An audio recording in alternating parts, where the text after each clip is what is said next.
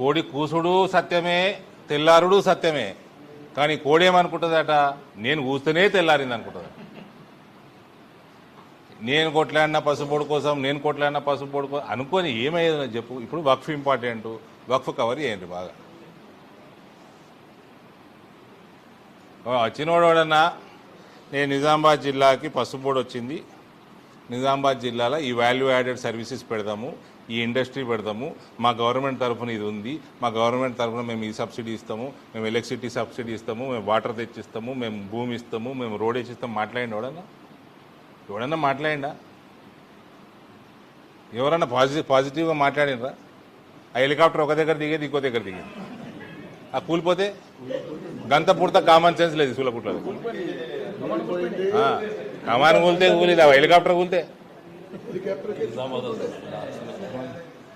అది ఏడ హెలికాప్టర్ ఏడ దిగాలనో తెలియదు, ఏడుకెళ్ళి ఎక్కాలనో తెలియదు. ఇల్లు పాస్పోర్ట్ దిగి వచ్చారట.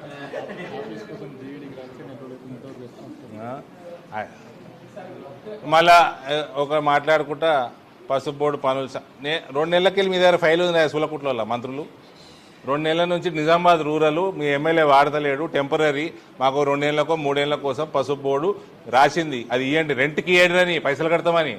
అది 2 నెలల నుంచి సంఖ కింద పెట్టుకున్నారు వీళ్ళ గవర్నమెంట్. మళ్ళా పసుపు బోర్డు పైసలతోటి పసుపు బోర్డు ఆఫీసు భూమి కొనుక్కుంటారు, కట్టుకుంటారు 2-3 ఏళ్ళ. అప్పటిదాకా ఇవ్వమంటే 2 నెలల నుంచి పెట్టుకుర్రా కింద ఫైలు, మళ్ళీ వచ్చి పనులు స్టార్ట్ చేయలేదు.